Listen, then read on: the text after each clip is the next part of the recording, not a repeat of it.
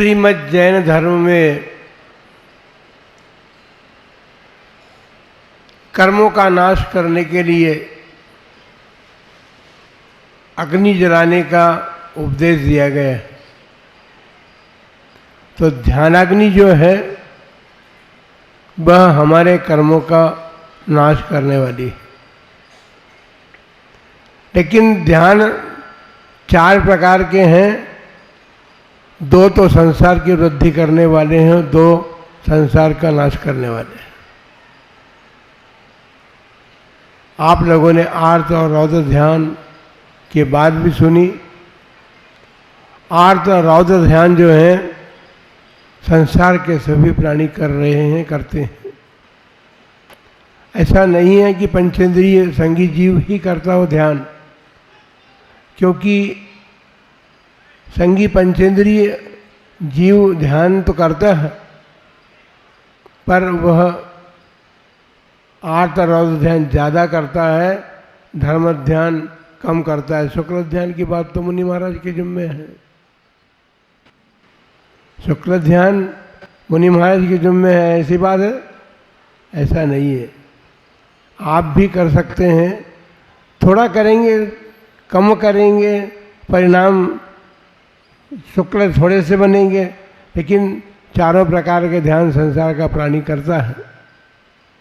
अब आप देखिए कि 4 प्रकार के ध्यान में आप कौन कौन से ध्यान करते हैं, उस पर विचार करने की बात है। आर्त ध्यान हमारे भीतर ऐसी सामग्री उत्पन्न करने में कारण बनता है जिससे हम तिर्यंच आयु का भी बंद कर देते हैं, कर सकते हैं। रौद्र ध्यान जो है वह नरक आयु के बंध का कारण है। प्रति समय तो नहीं, लेकिन आयु की जब तेभागी पड़ती है तो उस समय आयु बंध का काल आता है। और उस समय यदि हम, अब आपको ये तो पता नहीं कि हमारी आयु कितनी है, हमारी आयु त्रिभागी कब आएगी, जब त्रिभागी आएगी जब हम सावधान हो जाएंगे। ऐसा नहीं है, सावधान तो हमेशा रहना है, क्योंकि कब आ जाए हमारा समय सब बोलते तो अवश्य हैं, लेकिन संसार छूटने के लिए बोलते हैं। संसार छूटने के लिए कोई भी नहीं बोलता। यदि दुख आते हैं जीवन में तो दुख से घबरा करके बोलता है कि भगवान जल्दी उठा ले तो अच्छा है। अब भगवान क्या करेंगे तुम्हारे आयु कर्म के आगे? आयु कर्म तुम्हारा जब समाप्त होगा तभी तो आप अपनी उस पर्याय को छोड़ सकेंगे। तो आर्त ध्यान करने की आवश्यकता नहीं है। दुख जो आते हैं वो हमारे पूर्व में बांधे हुए कर्मों का प्रतिफल है। यदि हम कर्म बांधे हैं तो फल अवश्य पाना पड़ेगा, और जो कर्म बांधता है वही उसका फल भी भोगता है, अन्य कोई भोगने वाला नहीं। सारा विकासोन्मुख है। नाना तरह के विकास संसार में हो गए हैं,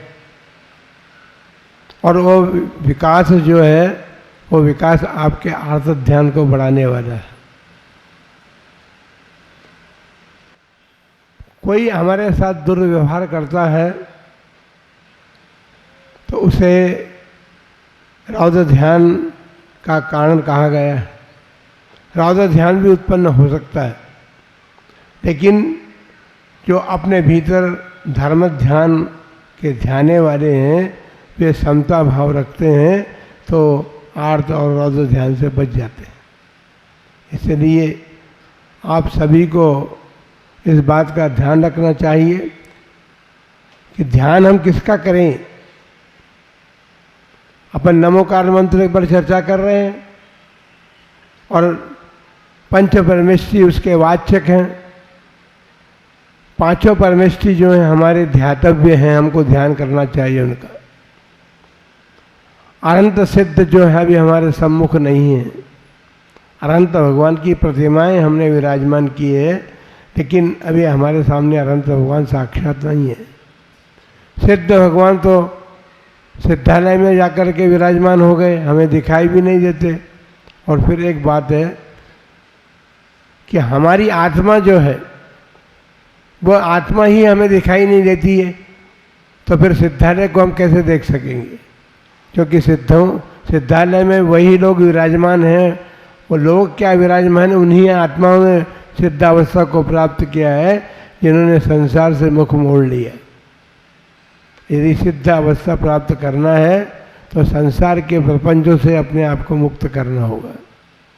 बंधुओं, ये आर्त और रौद्र ध्यान जो है ये हमारे अपने विचारों के प्रपंचों से ही उत्पन्न होते हैं।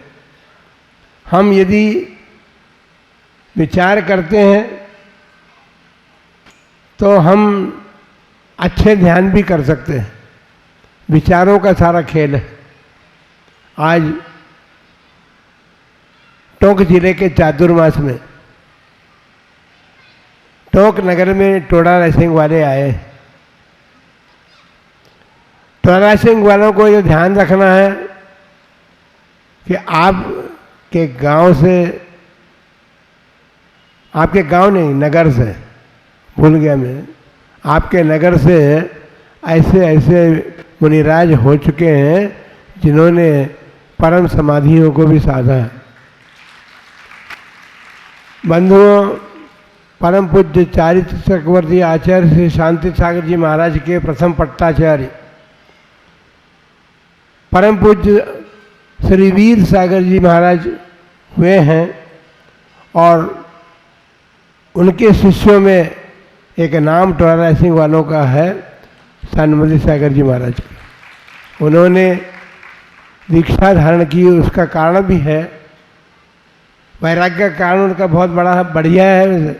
उनके जीवन में ऐसी घटना घटी थी उसमें कि हम पूरी तरह से हमको मालूम नहीं, इसलिए हम बता रहे हैं कि उनके जीवन में घटी हुई घटना ने उनको विरक्त कर दिया संसार से और जाकर के आचार्य श्री वीर सागर जी महाराज के चरणों में उन्होंने दीक्षा धारण कर ली। वे अंतिम से पहले शिष्य थे, अर्थात सुध सागर जी महाराज अंतिम शिष्य थे, उनसे पहले सन्मति सागर जी महाराज की दीक्षा हुई थी। बंधुओं, संसार का प्राणी यदि सद्गुरु के चरण सानिध्य को प्राप्त हो जाता है तो सारे प्रपंच और उत्पादों से बच सकता है, क्योंकि जो हम प्रपंच करते हैं वही तो उत्पाद उत्पन्न करते हैं। उत्पादों से बचने के लिए अभी आप सुन रहे थे, माताजी वैसे वत्सलमती माताजी उपदेश करना नहीं चाहती थी, उनको तो केवल टोडा और टोक की बात बतानी थी, इसलिए उन्होंने उपदेश के लिए समय मांगा था। बंधुओं, समय होता है, टोडा रायसिंह को भी चातुर्मास समय के अनुसार ही मिल गया, क्योंकि दुर्घटना घट गई और दुर्घटना घट जाने से बीच में टोडा पड़ता था, निवाई और मालपुरा के बीच में से टोडा रायसिंह वालों को अवसर मिल गया। बंधुओं, पर टोक की ऐसी बात नहीं है, टोक भी बीच में तो पड़ा है। टोक जो है वह निवाई के और नैनवा आदि कई गांव थे, उन सब के बीच में टोक एक ऐसा स्थान निकला जिसने आचार्य श्री धर्म सागर जी महाराज के चातुर्मास को स्मृति में रख करके संघ का चातुर्मास कराने का भाव बना है। भाव बनता है तो कार्य भी सिद्ध होता है, लेकिन केवल मात्र बैठ करके घर में हम भाव करते रहें उससे कार्य सिद्ध नहीं होता। भाव के अनुरूप हमें पुरुषार्थ भी करना पड़ता है। तो भाई थोड़ा पुरुषार्थ करें, जो लंबे समय से पुरुषार्थ कर रहे थे वो रह गए, और जिन्होंने थोड़े समय में पुरुषार्थ किया उनको लाभ मिल गए। इसलिए धर्म ध्यान के संबंध में ऐसी बात हमेशा ध्यान में रखनी चाहिए कि धर्म ध्यान के लिए थोड़ा अथवा अधिक पुरुषार्थ यदि हम करेंगे तो सुनिश्चित बात है कि हम अपने कर्मों के नाश करने में कारण प्राप्त कर सकेंगे। जैसे दूसरी बात, टोडा रायसिंह के एक महाराज और थे, सौम्य सागर जी महाराज। उनके संबंध में आपने सुना भी है, देखा भी है। वे हमेशा अपने कार्य में केवल लिखने में लगे रहते थे। जिस समय उन्होंने आचार्य श्री अजित सागर जी महाराज के सामने श्रीफल अर्पित किया कि महाराज मैं क्षुल्लक अवस्था से मुनि धर्म को पालन करना चाहता हूँ, मुझे दीक्षा दीजिए। आचार्य श्री अजित सागर जी महाराज ने उनसे पूछा, उनसे कहा कि तुम्हें संग में रहना पड़ेगा, संग में रहोगे? तो उन्होंने कहा कि महाराज वर्धमान सागर जी संग में रहेंगे तो मैं भी रहूँगा, और ये बाहर चले जाएंगे तो मैं भी चला जाऊँ। ये तो आचार्य श्री महाराज जानते थे भली भांति कि वर्धमान सागर इतनी दूर से चल कर के आया है और वो संग में रहने के लिए ही आया है, संग में वो रहेगा ही रहेगा, इसमें कोई दो राय नहीं है बंधुओं। तो ये दो उदाहरण टोडा सिंह के हैं। कुंडलपुर में सौम्य सागर जी महाराज समाधि कर रहे थे। समाधि में सब कुछ करना पड़ता है, त्याग भी करना पड़ता है, अपने जो कर्म के अनुसार जो हमें दोष भी लगे हैं उनकी आलोचना भी करनी पड़ती है, और उसके साथ साथ जो व्रत उपवास आदि के माध्यम से साधना को आगे बढ़ाया जाता है। हमें इतनी बड़ी कल्पना भी नहीं थी कि सौम्य सागर जी महाराज ऐसा कर सकते हैं। उन्होंने वो करके दिखाया जो एक अद्भुत कार्य था। कुंडलपुर में गर्मी भी अधिक थी, और कुंडलपुर की गर्मी में आषाढ़ के महीने में उन्होंने 10 उपवास किए, कंटिन्यूस 10 उपवास किए उन्होंने, और 10 उपवासों के प्रतिफल स्वरूप उपवास तो करते हैं, कभी आकुलता भी उत्पन्न हो जाती है, पर सौम्य सागर जी महाराज ने अपने नाम को ध्यान में रखते हुए आकुलता उत्पन्न होने नहीं दी। उस दिन आचार्य पदारोहण का दिवस था, आषाढ़ शुक्ला दूज। उनकी बहुत भावना थी कि मैं भी सभा में जाकर के आज कुछ बोलूँगा, जैसे बीच में माता जी की हो गई ना भावना, ऐसी उनकी भावना भी हो गई थी। लेकिन उस समय उनका अंतिम 10वां उपवास था, वे नहीं जा सके। पर हम आकुलता में वहाँ बैठे थे स्टेज पर कि भीतर क्या हो रहा है वहाँ पर, और वहाँ जाकर के मैं यहाँ स्टेज पे बैठा रह जाऊँ और वहाँ समाधि हो जाए तो क्या करूँगा मैं। तो मैं बीच में उठ कर के चला आया स्टेज से उठ कर के आया। तो मेरे को देख कर के महाराज बोले कि महाराज आप क्यों आए उठ कर के, आप जाओ वापस स्टेज पर, मैं ठीक हूँ। इतना बात करने के बाद जैसे ही कार्यक्रम संपन्न हुआ और हम आए तो हमने देखा कि वे परिणामों को संभालने में पूरा तरह से थे। सारा संघ भी उनके पास बैठा हुआ था, उपस्थित था। सारा संघ तो नहीं था, सब आ गए थे, और सारे संघ ने देखा कि सौम्य सागर जी महाराज यदि इतनी सरलता से अपने परिणामों के संभाल कर सकते हैं तो ये कार्य जो है उनके लिए अद्भुत कार्य था। आषाढ़ शुक्ला दूज को उनकी समाधि हुई, और आषाढ़ शुक्ला दूज को उन्होंने पूर्ण धर्म ध्यान पूर्वक, क्योंकि बीच बीच में वहाँ बुंदेलखंड के लोग दर्शन करने के लिए भी आते थे और पूछते थे हमसे कि महाराज वो समाधि वाले महाराज कहाँ हैं। आप देखिए समाधि चल रही है, समाधि का कार्य चल रहा है, चाहे नियम साल लिखना हो चाहे यम साल लिखना हो। यम साल लिखना जब ली 10 उपवास किए उन्होंने, उसके पहले नियम साल लिखना चल रही थी। लेकिन नियम साल लिखने के कारण भी वे हमारे बगल में बैठे हुए स्वाध्याय आदि सुनते थे। हमने कहा कि भाई समाधि वाले महाराज तो ये बैठे, तो लोग बोलने लगे कि महाराज हमने तो सुना है कि समाधि वाले महाराज तो सोए रहते हैं और ये तो बैठे हुए हैं। तो भाई ये तो अपनी अपनी क्षमता की बात है और अपने परिणामों को संभालने की बात है। उन्होंने अपनी आत्मा को इतना तैयार कर लिया और इतना तैयार कर लिया कि वे बैठे हुए बैठे धर्म ध्यान में लीन हैं, कर रहे हैं, आखिर स्वाध्याय सुन रहे हैं, गुरु के समीप बैठे हुए हैं।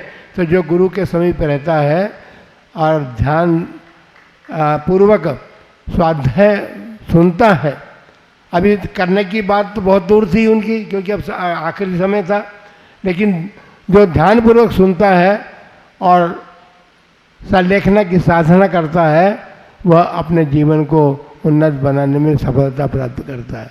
इसी प्रकार सन्मति सागर जी महाराज जी ने और सौम्य सागर जी महाराज जो रिटायर सिंह के थे, उन्होंने अपने जीवन को सुधारने में जो उपाय हैं उन सारे उपायों को अपने जीवन में अपना करके और अपने जीवन की सार्थकता सिद्ध कर दी सबके सामने।